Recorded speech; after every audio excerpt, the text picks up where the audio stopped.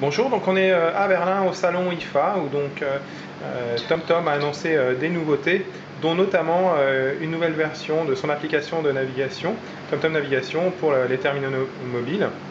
Et donc c'est Yann Lafare qui est responsable de la communication globale qui va nous présenter. Oui, bonjour Alexis, donc c'est ce qu'on présente aujourd'hui. On a réussi à optimiser notre application pour l'iPhone, pour l'iPad.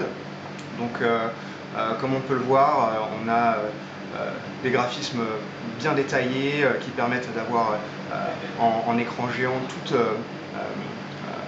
les qualités de la solution TomTom, avec désormais les hg-traffic, les speed caméras qui sont disponibles. D'accord, parce que pour replacer un peu le contexte, en fait avant l'application TomTom marchait sur l'iPad, c'est ça, mais...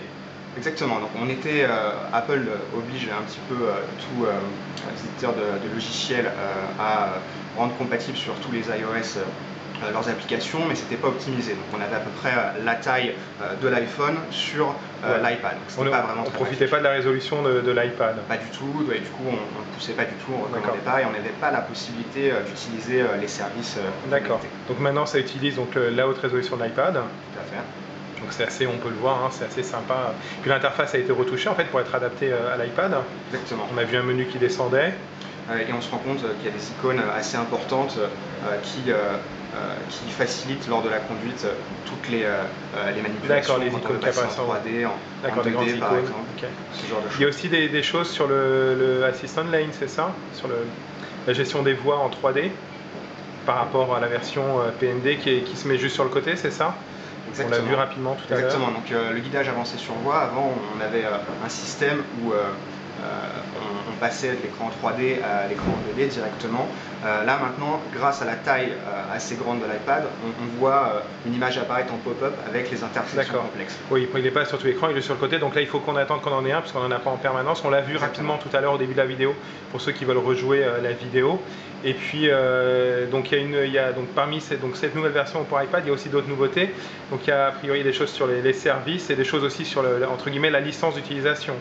Exactement, donc la bonne idée qu'a eu TomTom pour les utilisateurs actuels, c'est de rendre l'application pour l'iPad totalement gratuite pour les utilisateurs actuels.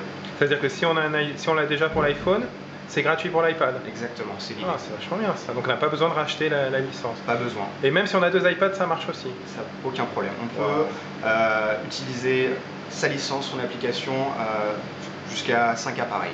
C'est bien ça. On peut mettre dans sa voiture, dans la voiture de son épouse, de sa belle-mère. Je ne sais pas si c'est une bonne idée, mais... Bon, continuez. Donc ça, c'est pour la partie licence. Et il y a des nouveautés sur les services aussi?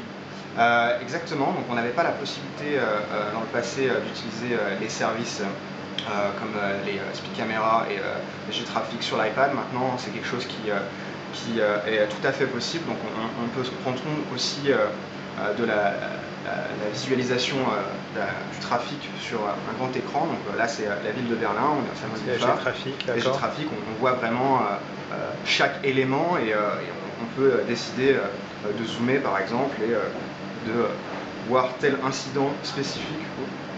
Attention, je recommence. Petit effet démo là, ça va sur une version prototype là. Exactement. Qui n'est pas encore sortie. On va voir. Ah, ça y est, on est arrivé. Ok, donc là on a l'information, donc le bouchon, enfin il y a 2 minutes 30 de retard, c'est ça? Exactement, sur 300 2 mètres. minutes et voilà, et ça dure 300, et la durée du bouchon, enfin, c'est sur une licence de 300 mètres, d'accord. Par contre, eux les services, on ne peut pas les partager, c'est sur... Exactement, la seule limitation sur un seul appareil. des services, donc on a la possibilité de transférer, imaginons qu'on ait hg-traffic sur l'iPhone et que l'outil favori pour la navigation soit l'iPad, on peut transférer ces services sur l'iPad sans problème. Et après on peut revenir à l'iPhone si on veut? Sans aucun problème, mais on doit absolument utiliser les services sur un seul appareil au même moment. Question piège, est-ce qu'on peut avoir, on veut par exemple, je veux les hg-traffic sur ma voiture et sur la voiture de ma femme, je peux avoir 2 licences hg-traffic ou c'est peut-être pas possible? Alors, c'est une bonne question. C'est une bonne question. Je vous remercie de me l'avoir posée. Exactement, je pense qu'un compte est toujours associé à un service. Donc, il faudra peut-être racheter un nouveau logiciel. Ouais. D'accord, ok. Je pense bon, ça c'est des cas un peu extrêmes. D'accord, ok. Donc on a mis juste à côté un iPhone pour montrer qu'on a les deux et la différence de taille. On parlera prix parce qu'il faut savoir qu'HD Traffic c'est une option aussi. Exactement. Donc à l'heure actuelle, pour une version française, le prix de base traditionnel est de 59 €. Mais par exemple, avec la carte de la France. Avec la carte ça de la France, et de 69 € pour la carte de l'Europe. De l'Europe de l'Ouest, c'est ça. Exactement. Mais si on est en période promotionnelle, on vient de fêter nos 2 ans de lancement, on a actuellement à peu près 20% de réduction. Donc on a des tarifs promotionnels. Il faut guetter les promotions, quoi. Exactement, c'est assez intéressant. Bon, on essaiera de vous les relayer le plus possible sur GPS & Co. Si TomTom nous en avertit, bien sûr, on informera les lecteurs. Ok, donc on a parlé du prix de la version France, donc on a dit 59 €, 69 € la version Europe. Et si on veut les services HD Trafic, c'est 29,99 € pour l'année. D'accord, donc ça c'est un an de service et donc il faut renouveler chaque année. D'accord. Et Yann, quand est-ce que cette version va être disponible? Dans les prochaines semaines. D'accord, dans les prochaines semaines. Mais bon, on voit sur cette version, c'est assez finalisé déjà. Le temps de peaufiner un petit peu, de soumettre à Apple et d'attendre les quelques jours pour que ce soit validé. Donc on est dans ces eaux-là à peu près. D'accord, très bien, merci beaucoup Yann. Bah, écoutez, si vous voulez en savoir plus donc, sur cette nouvelle version donc, de TomTom Navigator donc, pour iPhone et iPad, je vous invite à nous retrouver sur GPS & Co, www.gpsandco.com. De toute façon, il y aura un lien direct dans YouTube et Dailymotion. Et donc cette version qui arrive dans les prochaines semaines. À bientôt.